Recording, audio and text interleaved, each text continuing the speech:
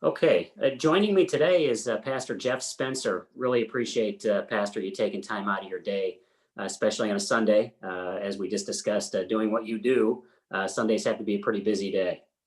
They are. My day on Sunday starts usually about 5 a.m. and finishes sometime around 9 or 10 o'clock in the evening most of the time.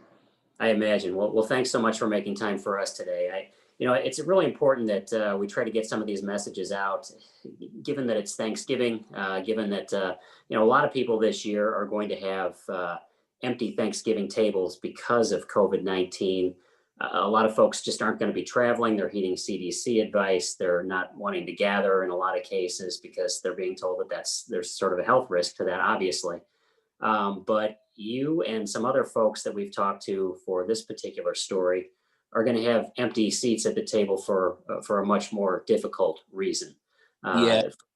The readers out there that don't remember, Pastor Spencer's wife, Darlene, was one of the first folks to die from COVID-19 in our region back in the spring. So, Pastor, tell us a little bit about Darlene and who was she as a person? Well, as a person, she was my wife, obviously, first, but she was my helper here at the church as well. She was our music leader in the church and took care of our music program and picked the songs for singing, led the music on Sunday mornings, led a couple of women's Bible studies and many different aspects of our church. Uh, the Bible says your wife is to be your helpmate, and she was definitely my helpmate. So I didn't lose just a wife. I lost a partner in my ministry as well when she lost her life. And she was a mother and a grandmother too. Tell us a little bit about that. 3 children. We have 4 biological grandchildren by our children, but we have a total of 18 grandchildren. We've kind of adopted some children along the way through our 23 years together. And so we've had a pretty good sized family, 2 great grandchildren that she just got to see for about 4 weeks before she passed away. Gosh, that has to be hard. Well, tell me a little bit about the situation because not only did your wife contract COVID, but you did as well, and you went through this process. You had to lose your wife throughout all this, and then you had to struggle with the disease yourself. Tell us a little bit about what that was like. We we started with her getting sick back in the beginning of March, and she went to our family physician. He treated her for a viral infection is what he thought she had because it wasn't a popular thing yet. We didn't know really what was going on. Didn't get better. We went back into the emergency room a few days later. They admitted her to the emergency room, immediately took her up to an isolation room in ICU. They let me spend about 6 or 8 hours with her that day, but that evening they told me that because of the virus, that no more visitors were going to be allowed to be at the hospital. That was March the 12th. Then I went home that evening, and by the time I was leaving the hospital, they were putting her on a ventilator. And so she spent from March 12th to March the 30th on a ventilator, not really getting better, showing some signs once in a while, but things deteriorated, ended up being given dialysis every day because the organs started shutting down. And then on March 30th, they did a brain scan and found out that there was no more brain activity. So at that point, we had to make the decision, what were we going to do from there? And we turned off the ventilator on March 31st at 10:25. And at 10:30, they called me and told me that she had gone. During that time, I got sick several days after that because I was in close contact with her. And I have a friend who's a nurse practitioner who was checking up on me at the house every day, watching my symptoms. And as they progressed, she ended up bringing all the personal protective equipment home and then taking me to the emergency room and having me admitted into the hospital as well. I recovered after 4 or 5 days in the hospital. They sent me home. I spent 3 weeks in quarantine after that. And my daughter got sick and she spent a week and a half in the hospital and recovered. But it was a struggle because we didn't get to be with each other from that point. She was in a room in the hospital. I was in a room in the hospital at separate ends of the building and couldn't see each other. I couldn't talk to her. I was blessed to have some very good and kind, compassionate nurses that were treating my wife. We actually became friends. I still in contact with them through Facebook and through social media, but they kept my wife's phone at the hospital. And so as they would go in to check on her, they would use her phone and FaceTime me at home so that I could see my wife. I could pray with her, Wow. pray for her. Not that she was responding, but at least there was some visual contact during those 3 weeks that she was in the hospital. March 31st, she passed away. And it was a different situation because even the funeral arrangements and everything couldn't be held at that time.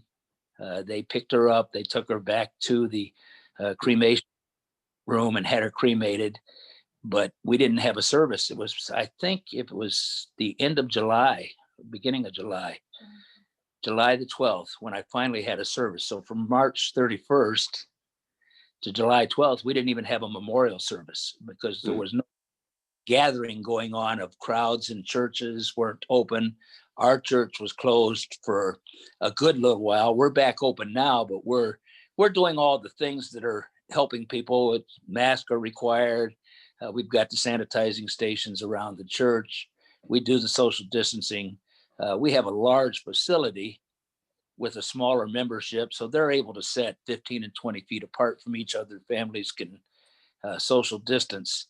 As a matter of fact, I encouraged, even in my message this morning, to continue to social distancing and take the precautions. I mean, there's a lot of people who aren't taking it serious enough. I have a friend right now who's in the hospital on a ventilator, and we're not sure that they're going to make it. They've been in the hospital now for a week and a half, and so we're not sure that she's going to recover. And people need to be cautious. They need to, we can't live in fear, and we have to trust that God has a greater plan. But we still need to be cautious, listen to what we're being warned about. Our Thanksgiving dinner is going to be different. My wife's not going to be there. It's usually a family thing and around our dining room table. We're going to gather as a family this year with some very close friends, and some of my friends that our kids grew up with. They're not blood family, but they've been family to us for a long time. But we're gathering in our church on Thursday, and we're using our gymnasium so that we can social distance. Wow, that's a giving meal. And so we'll have maybe 16 or 18 people here, but we'll be spread out from each other. But we'll be able to still talk to each other and see each other, be in each other's presence. Doing those things to take caution and be careful in what we're doing. But it's been a long road to recovery. I've had a lot of support from my church, from my friends, from my family, and my faith. Without my faith, I'm pretty sure that I wouldn't be where I'm at today. The emotional impact of your wife is obviously an effect of this disease that you'll always forever feel, and everybody understands that. What are some of the other physical things? Are you still dealing with any physical repercussions from having had the disease yourself? I was probably 2 months before I started having energy again. Little things would wear me out. But the first 4 months, anything I did would cause me to break out in sweat. Little task, and I would just get soaking wet from sweat. And still to today, I get it's not a real strong headache, but I have a mild headache for the most part of every day. It's just there and it's not going away. Yeah. Well, you touched on something earlier where you talked, and obviously you're a man of faith, and I absolutely respect that. And I respect the deep feelings that you have for your wife's service to you and your church. There are folks out there, though, that do not take this disease seriously. We see them quite frequently, folks that don't believe they should be wearing masks, folks that don't believe they need to be taking precautions, folks that think it's just the flu and it's going to go away. even in spite of all the numbers and the spikes that we see, you still have this out there. What's your message to that? My message is it's a real thing. And our medical people are struggling. I'm, like I said, I'm still in contact with a lot of the nurses that treated me, treated my wife, my daughter.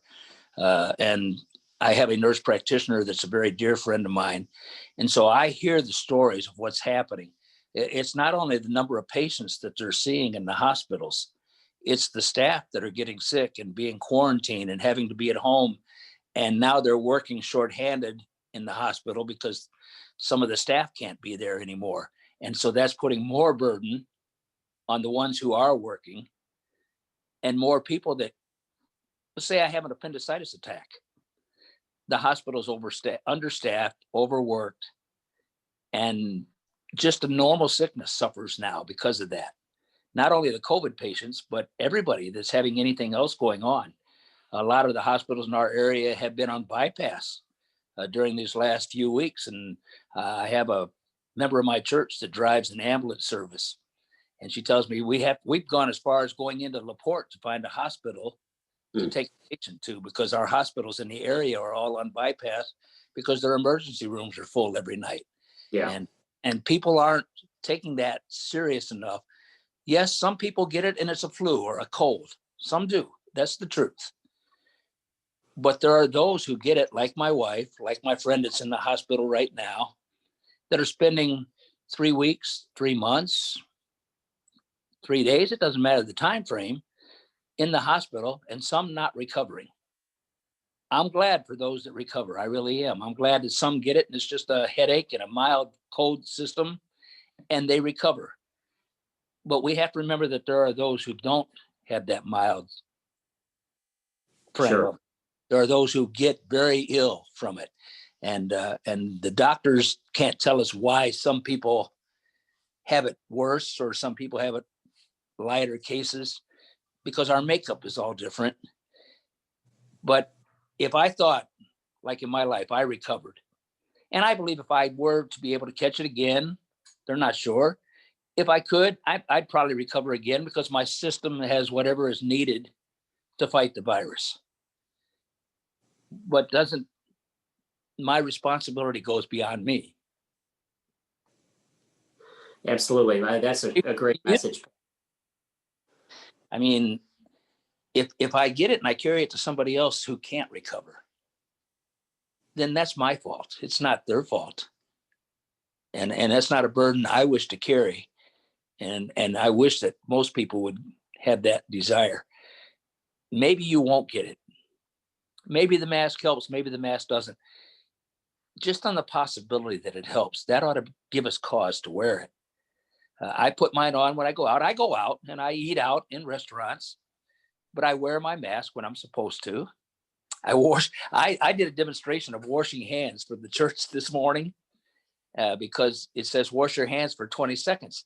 And I told our church members, you don't realize what 20 seconds is. Count 1001, Yeah. 1, 2, and do that for 20 seconds.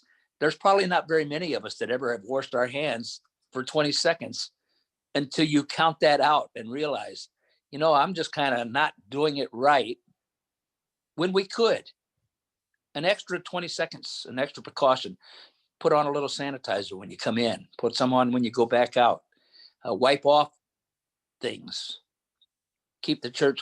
We sanitize our church after every service and make sure that it's safe for the next meeting that we're going to have, because I want to be responsible for somebody else being sick. Sure. No, absolutely.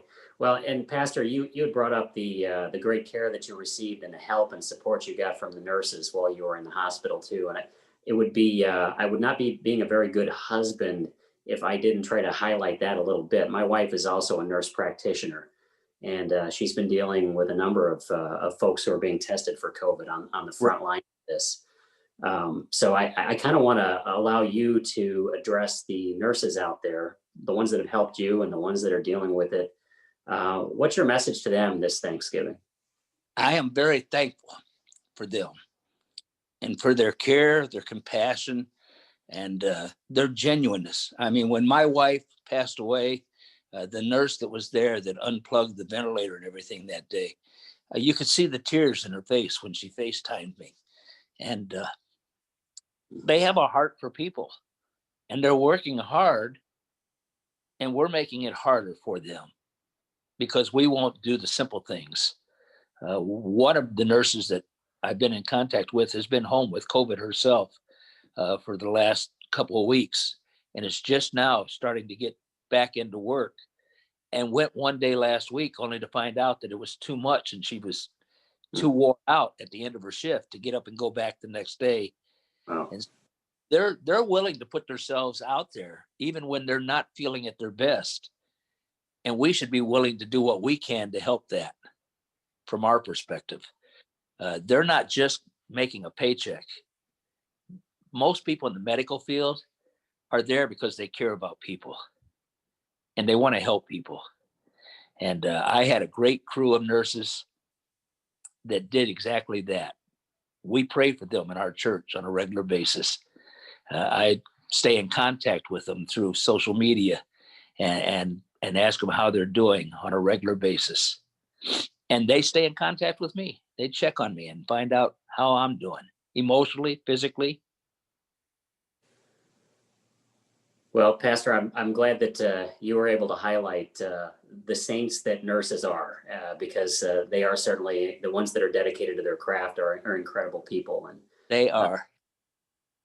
well, that's a good place to leave this today, I think. Pastor, I really, really appreciate your time today. Thank you so much for taking time out. I know our readers appreciate hearing your message. Well, thank you for letting us share the story.